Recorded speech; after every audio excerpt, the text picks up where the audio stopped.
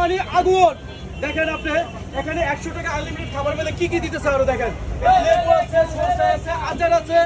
এই হাসান মামার হাতের জাদু আছে, যে জাদু দিয়ে মানুষকে এখন 100 টাকা আনলিমিটেড খাবার খাওয়াচ্ছে। এত স্বাদ, এত সুন্দর খাবার। হাসান মামা, এই যে এই খাবারের স্বাদ ধরে রাখার জন্য আপনি কি কি পদক্ষেপ নেবেন?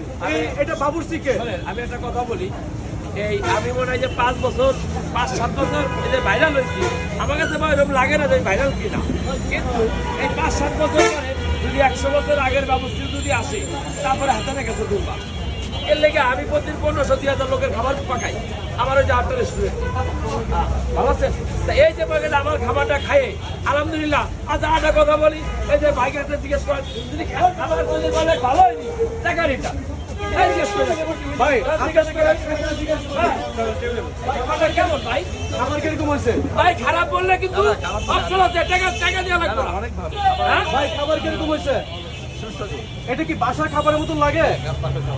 চমৎকার বন্ধুরা, এখানে যারা খাচ্ছে সবাই একটা রিভিউ দিচ্ছে যে আমি বাসা যেরকম ভাবে আমার খাবারের স্বাদ পাই, আমি হাসান মামার দোকানেও সেভাবে খাবারের স্বাদ পাইছি। এটাই হাসান মামার গর্ব। তার মানে হাসান মামা মানে আগুন, হাসান মামা মানে আগুন, মিজান মানে বেগুন।